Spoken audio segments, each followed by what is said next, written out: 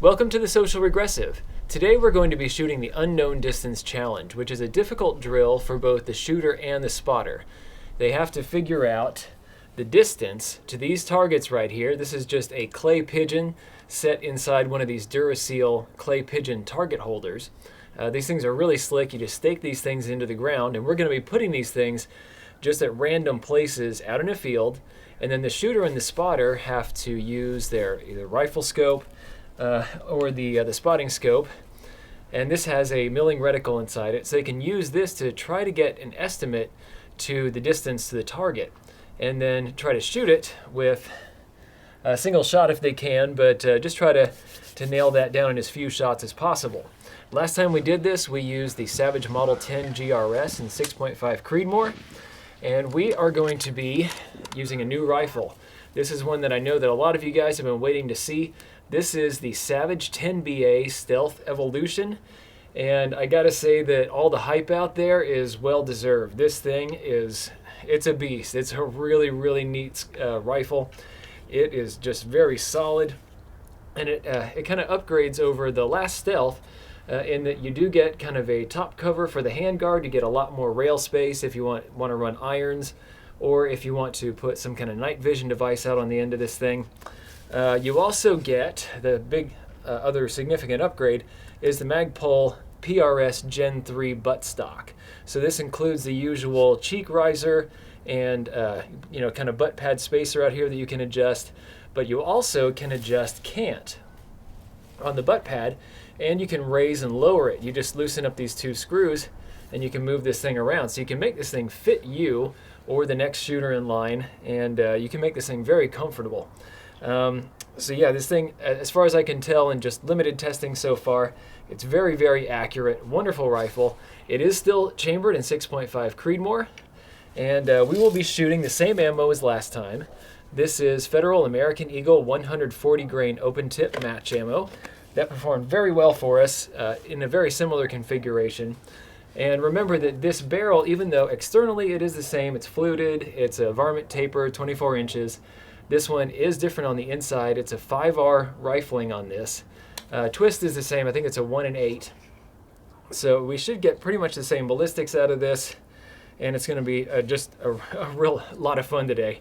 10-round magazine here in the bottom, and then up top, Bushnell has loaned us this hdmr-ii scope, which I am just in love with. I love that Horus reticle, first focal plane, MRAD, everything. Very, very clear, crisp glass. This is going to help us a whole lot. This will actually be more precise than the spotting scope that we're going to be using to figure out distances. This one will actually be a little bit easier to figure that out. On the muzzle end of the barrel, you'll see that I have replaced the muzzle brake that comes on it from the factory. I put on a suppressor adapter and a suppressor. We're going to be shooting quiet today, just because there may be some folks inside the house that we don't want to bother, and it really aids communication between the shooter and the spotter. Now, let's do a little refresher real quick on the method that we're using to figure out range to target, which is the big deal. Shooting something at a known distance, we have our ballistics chart, and that's all worked out, so that's easy enough. But where things get tricky is figuring out how far away this thing is in the first place. So we're using a method that I employ when I'm out prairie dog shooting. If I know vaguely the size of my target, then I can use the lines inside the scope. I can measure how large this thing is, between those lines. And then from that, I can look at a little chart that I've created, and that'll tell me how far away this thing is on an estimate. The scope that we're using works really, really well for that, just because it has so much precision in the reticle. This thing will measure 0.2 milliradians. If you use the lines, it's down to like 0.06 or something. So you can measure very, very fine details, and we can get the distance to that thing. So once we have distance, from there, we look at the drop table, figure out just how much drop to apply to the scope, and then we try to figure out wind based on mirage and other wind cues. Let's get to it. Okay, it's a go. Yeah. Yahtzee.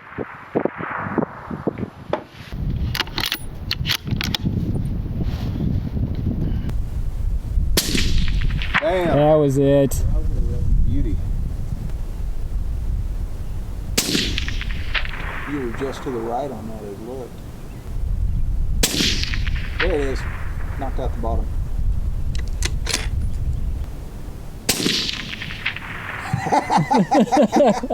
You had some jugs. Oh. Well, it looks like I was to the right a little bit.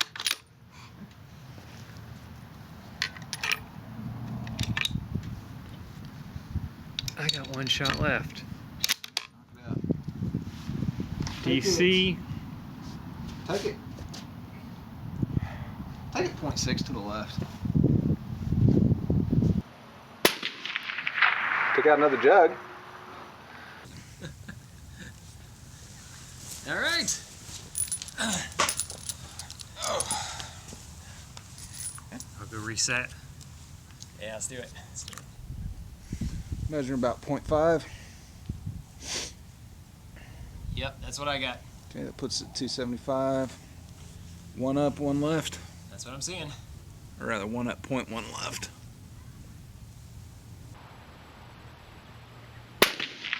Oh yeah. I could watch that bullet sail in. That was Really? gorgeous, yeah. Did I pop out the lower right on that? Yeah, you did. Is that right? Yep. Maybe about 0.35. Yeah, roughly. Okay, so that's 375 yards. Yep. All right, so that's 1.7. And then 0.2 windage. Give it just a little bit extra.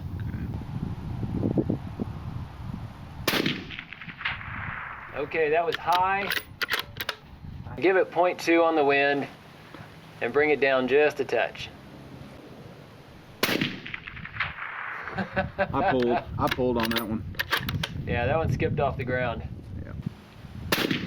Yes! Oh, yeah! Yahtzee.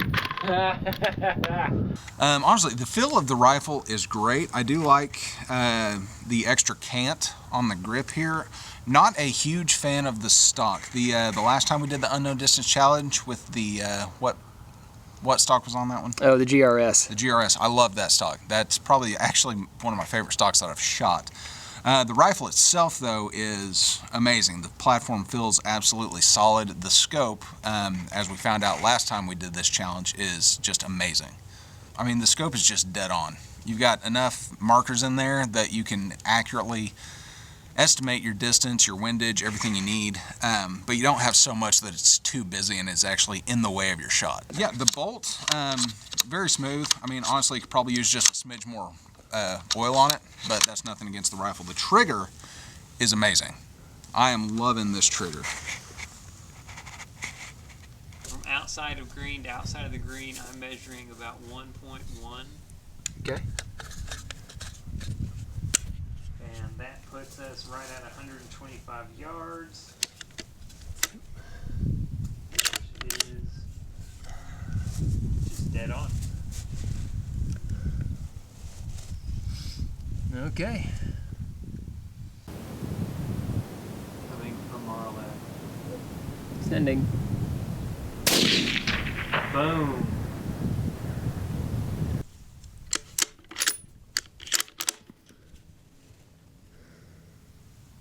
I'm reading 0.8. Hit. 1 inch top of center. Perfect side to side.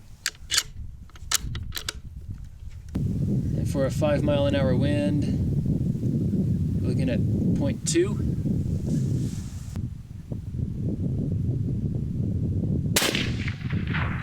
Perfect hit. Just under 350. Okay. 1.5. Is your vertical. Sending it.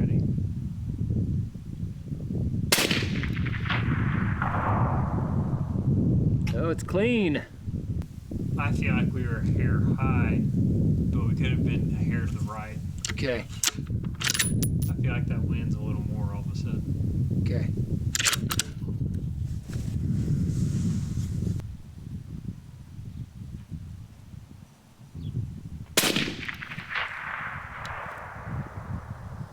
Your side to side looked dead on. What do you think? Too high? Too high is what I'm guessing. Okay. I'll bring it down to 1.2. Dead hit. Oh yeah. And you nailed something in the background.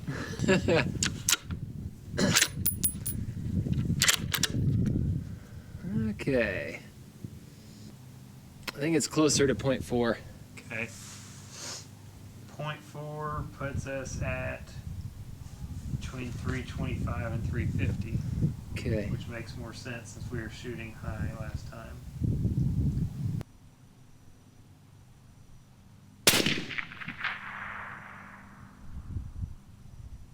I felt like I saw it to the right. Okay.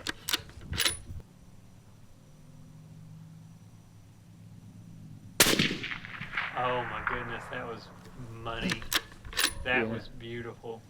I backed off the wind a little bit. The Mirage is nice.